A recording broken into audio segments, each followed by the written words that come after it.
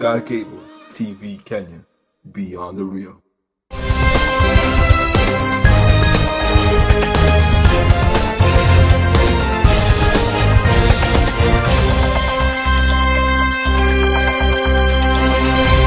Indeed, it is a very good and warm afternoon to you, my dear viewer, from wherever you're watching us from, and welcome to Sky Cable TV News Bulletin at 1 p.m. I am Wanjiku Njau.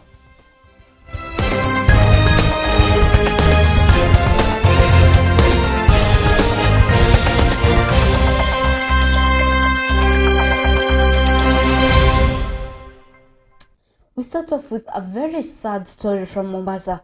Family and friends of Mohammed Abdi Khan, who has been missing from the 23rd of December from Mombasa County, has continued the tireless search of their 20-year-old loved one, as in recent times there have been an increase in the number of missing persons in the country. Mji wa Samburu katika kaunti wa Kwale alikuwa anafanya pale kwa zahanati ya tulikuwa tumewekelea huko, na alikuwa akona break, amejipatia break ya siku 7 hivi kutoka Samburu aende zake Mombasa. Kuanzia siku hiyo hatujamuona. Tuliripoti hiyo kisa Marekani, Samburu, Mombasa, kila pahali tulielezea. Tulitafuta katika vituo vyote vya polisi, katika mochari, na bado hatukupata habari yake mpaka sasa hizi. Sisi walijaribu kutusaidia kiasi, walichunguza, bado wanachunguza, tuliangalia simu yake, details ya simu wao wamesema hawajahusika wenyewe. Wamesema hawajui mahali, bado wanaendelea na uchunguzi. So hatujui. Sasa unajua kuna vita vingi vya watu kupotea na ripotiwa hapo Mombasa. Na huyu alikuwa kijana mdogo, alikuwa anakuja kwa mamake. He's actually the only child. Kwa hiyo mama ambaye mpaka sasa hizi bado anapata taabu sana. Mtoto wangu ni mtoto pekee, mwanzo hata sina mtoto mwingine. Mtoto wangu najua ni mtoto pole, hata hana marafiki. Alikuwa anakaa na mjomba wake kwa karibu mwaka mzima, mwaka jana yote. Lakini baada ya miezi, baada ya kama wiki moja ama siku 5 alikuwa anakuja kwangu. Na alikuwa anakuja tu, na akimaliza wakati wake alikuwa anarudi. Hiyo siku tumeongea usiku wa tarehe 22, Jumatano.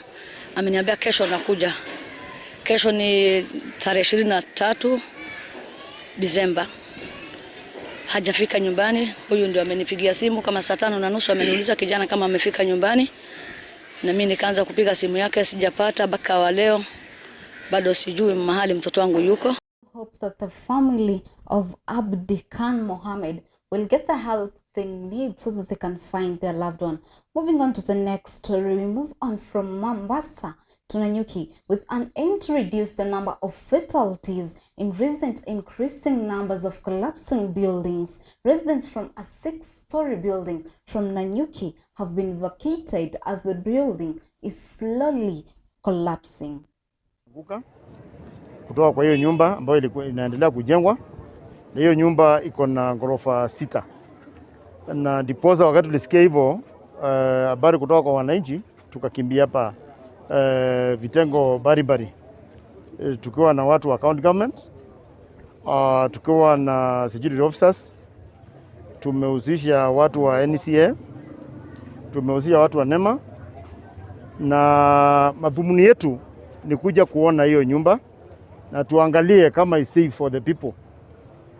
Kwa wakati huu tumeona hiyo nyumba vile imejengwa inaweza kuwa unstable, na tumeweza kuambia watu wahame wote ambao walikuwa wameingia kwa hiyo nyumba. All the occupants wote wameenda, na tunapeana notice hata wale wengine in the neighborhood watoke, manake nyumba ya ghorofa 6 sio kitu kidogo sana.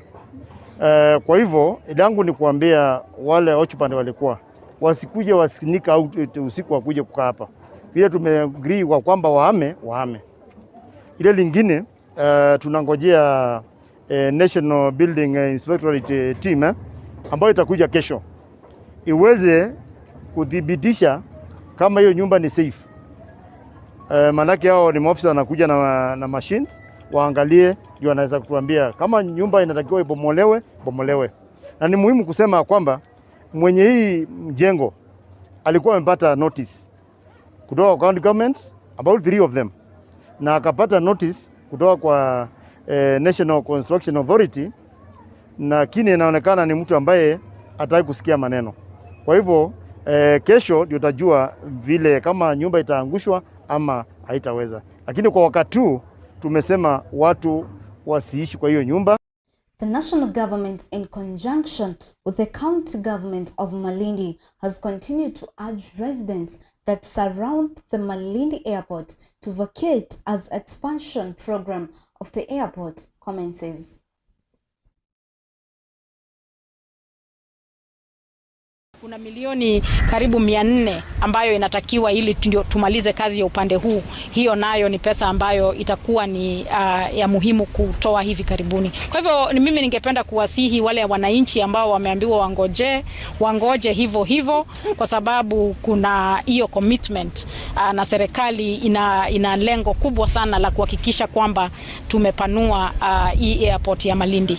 Wale wanaotusikiza sasa hivi wanaoishi sehemu zile, tafadhalini pale mulipo simamisheni majengo yenu hapo ili pia sisi mnatupatia kidogo urahisi wa kuweza kulipa wale ambao tushawafanyia evaluation. Nahitaji kwamba serikali iweze kulipa watu waondoke na waende pande zingine ambazo wanaweza kwenda kujenga na kutengeneza makao yao na waishi kwa vizuri.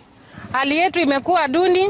Vibarua hakuna tena, na hata yale manyumba tulitegemea kwa kukodisha, kwa kuishi, kukimu mahitaji yetu na kusomesha watoto wetu. Watoto wetu saa hii hata tumeshindwa kuwasukuma mbele, kuwapeleka mbele kwenye makoleji na university kwa sababu pesa hazipatikani. Watu wametukimbia area hii sababu ya huu mradi wa airport. Mtu akija anasema lakini huku ni kwa airport, anatoka anaenda. The CS of Education, Professor George Magoha, has today in his school tour urged teachers to exercise their freedom of teaching and also take any chances they get to further their studies.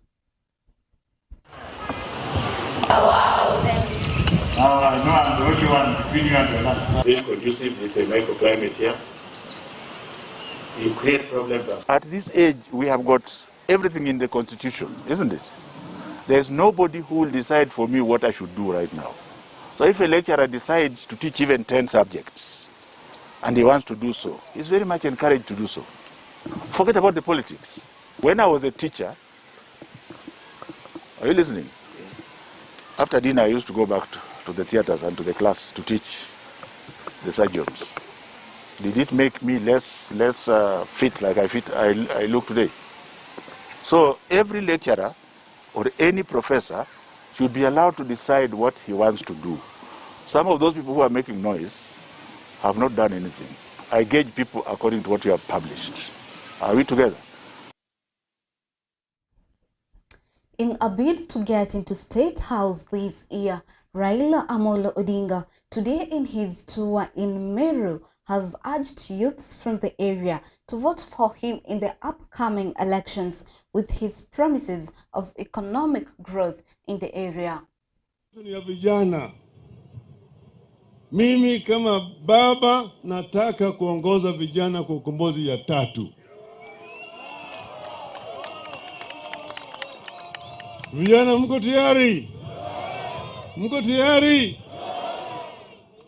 Tunataka kuona kama uchumi wetu imeboreshwa. Mmeongea juu ya mambo ya miundo msingi, barabara hapa. Tayari tukiwa kwa serikali na Kibaki, tulipanga mambo ya lapset. Lapset natoka Lamu, inapitia hapa Maua, inakuja kupitia hapa kuingia Isiolo. Alafu inatoka hapa mpaka Addis Ababa. Ingine inaenda mpaka huko Juba, huko South Sudan. Na reli itajengwa hapa, na barabara itakuja kutoka kule mpaka hapa kupitia hapa kuingia hapa. Kwa hivyo hiyo mambo ya barabara inakuja. Haya yote yanaweza kutajirisha wananchi hapa. Tukileta kitu kinaitwa smart agriculture. Tinawezekana. Sinawezekana. Haya ni mambo sisi tunataka kuleta hapa. Tunataka kuona kama vijana wanapata fursa sawa sawa. Juzi nilisema kila mtoto ambaye azaliwa kwa taifa letu, hata kama wazazi hawana pesa, apate elimu kuanzia nursery, primary, secondary, tertiary mpaka chuo kikuu. Na kisha apate mafunzo, apate kazi sawa sawa. Sio kazi ni kazi ya kubeba wheelbarrow, kazi wa maana.